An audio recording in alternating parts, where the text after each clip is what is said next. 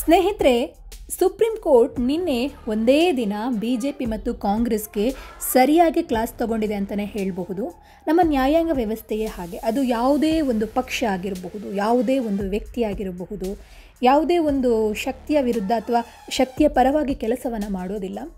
ನ್ಯಾಯಾಂಗ ವ್ಯವಸ್ಥೆ ಯಾವಾಗಲೂ ಕೂಡ ನ್ಯೂಟ್ರಲ್ ಆಗಿಟ್ಕೊಂಡು ಯಾರು ತಪ್ಪು ಯಾರು ಸರಿ ಅನ್ನುವಂಥದ್ದನ್ನು ಹೇಳುತ್ತೆ. ಇದೀಗ ಸುಪ್ರೀಂ ಕೋರ್ಟ್ ಅದೇ ರೀತಿಯಾದಂತಹ ಒಂದು ತೀರ್ಮಾನವನ್ನು ಕೊಟ್ಟು ಆ ತೀರ್ಪು ಬಿಜೆಪಿ ಹಾಗೆ ಕಾಂಗ್ರೆಸ್ ಎರಡಕ್ಕೆ ಕೂಡ ಒಂದು ರೀತಿಯಲ್ಲಿ ಪೆಟ್ಟು ಕೊಟ್ಟಂತಾಗಿದೆ. ಏನಂದರೆ ಸ್ನೇಹಿತರೆ, ನಿನ್ನೆ ಕರ್ನಾಟಕಕ್ಕೆ ಸಂಬಂಧಿಸಿದಂತಹ 2 ಕೇಸುಗಳನ್ನು ಸುಪ್ರೀಂ ಕೋರ್ಟ್ ವಿಚಾರಣೆ ನಡೆಸಿದೆ. ಹಾಗೆ ಸುಪ್ರೀಂ ಕೋರ್ಟ್ ಒಂದು ಮಹತ್ವದ ತೀರ್ಪನ್ನು ಕೊಟ್ಟಿದೆ. ಸುಪ್ರೀಂ ಕೋರ್ಟ್ ಎರಡೂ ಪಕ್ಷಕ್ಕೆ ಕೂಡ ಒಂದು ಎಚ್ಚರಿಕೆಯನ್ನು ಕೊಟ್ಟಿದೆ. ಏನು ಅಂತ ಅಂದರೆ, ನೀವು ರಾಜಕೀಯವನ್ನು ಪಾಲಿಟಿಕ್ಸನ್ನು ಎಲ್ಲದಕ್ಕೂ ಕೂಡ ಮಧ್ಯ ತರಬೇಡಿ, ಎಳೆದು ತರಬೇಡಿ ಅಂತ ಹೇಳಿ ವಾರ್ನಿಂಗನ್ನು ಕೊಟ್ಟಿದೆ.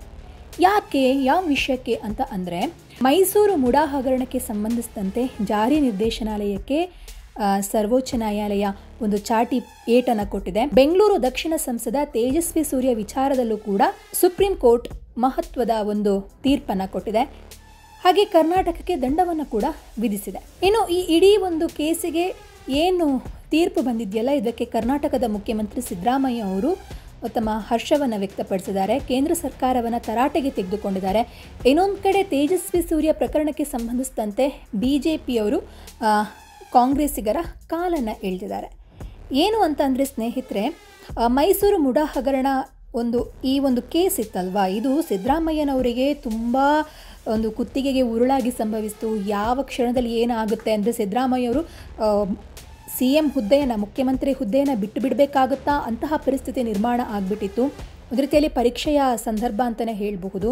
ಇನ್ನು ವಿರೋಧ ಪಕ್ಷಗಳ ತೀವ್ರವಾದ ಒತ್ತಡದ ಹಿನ್ನೆಲೆಯಲ್ಲಿ ಮುಖ್ಯಮಂತ್ರಿಯವರ ಪತ್ನಿ ಏನು ಹೇಳಿದರು ಅಂತಂದರೆ, ಸೈಟನ್ನು ನಾನು ವಾಪಸ್ ಕೊಡ್ತೀನಿ ಅಂತ ಹೇಳಿದರು.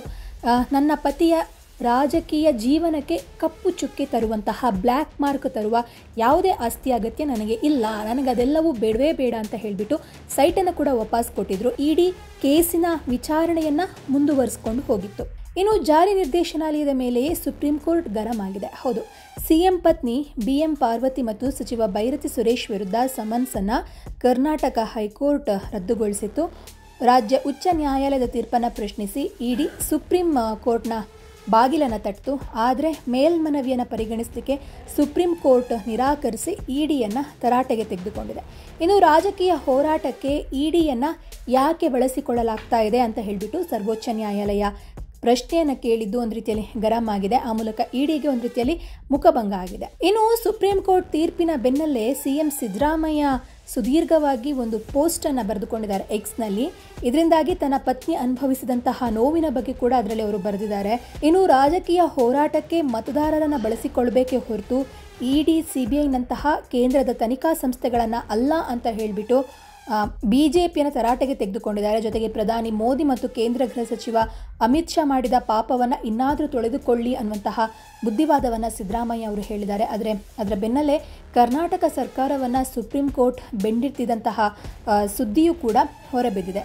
ಹಾವೇರಿಯಲ್ಲಿ ರೈತರೊಬ್ಬರು ಆತ್ಮಹತ್ಯೆ ಬಗ್ಗೆ ಬೆಂಗಳೂರು ದಕ್ಷಿಣ ಸಂಸದ ತೇಜಸ್ವಿ ಸೂರ್ಯ ಸುಳ್ಳು ಪೋಸ್ಟನ್ನು ಹಾಕಿ ಜನರ ದಾರಿಯನ್ನು ತಪ್ಪಿಸ್ತಾ ಇದ್ದಾರೆ ಅಂತ ಹೇಳಿ ಪೊಲೀಸ್ ಇಲಾಖೆ FIR ಅನ್ನು ದಾಖಲಿಸಿತು. ಕರ್ನಾಟಕ ಹೈಕೋರ್ಟ್ ಇದನ್ನು ರದ್ದುಗೊಳಿಸಿತು. ಇದನ್ನು ಪ್ರಶ್ನಿಸಿ ಕರ್ನಾಟಕ ಸರ್ಕಾರ ಸುಪ್ರೀಂ ಕೋರ್ಟ್ ಮೆಟ್ಟಿಲೇರಿತು.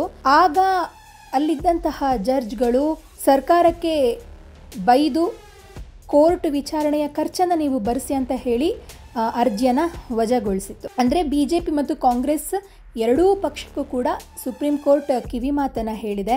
ಇನ್ನು ಸಿದ್ದರಾಮಯ್ಯ ಮತ್ತು ತೇಜಸ್ವಿ ಸೂರ್ಯ ಪ್ರಕರಣದ ಒಂದು ತೀರ್ಪಿನ ನಂತರ ಇಬ್ಬರು ಏನು ಹೇಳಿದಂತಂದರೆ, ಒಂದೇ ಮಾತು, ತಮ್ಮನ್ನು ಈ ಪ್ರಕರಣಗಳಿಗೆ ಪೊಲೀಸ್ ಇಡಿಯನ್ನು ದುರ್ಬಳಕೆ ಮಾಡಿಕೊಂಡಿದೆ ಅಂತ ಹೇಳಿ. ಆದರೆ ಇವರಿಬ್ಬರಿಗೆ ಕೋರ್ಟ್ ಹೇಳಿದ್ದು, ನಿಮ್ಮ ಗಲಾಟೆಗೆ ರಾಜಕೀಯವನ್ನು ಬಳಸ್ಕೊಳ್ಬೇಡಿ, ಅದನ್ನು ಮಧ್ಯಕ್ಕೆ ತರಬೇಡಿ ಅಂತ ಹೇಳಿ ಇಬ್ಬರ ಕಿವಿಯನ್ನು ಹಿಡಿದೆ.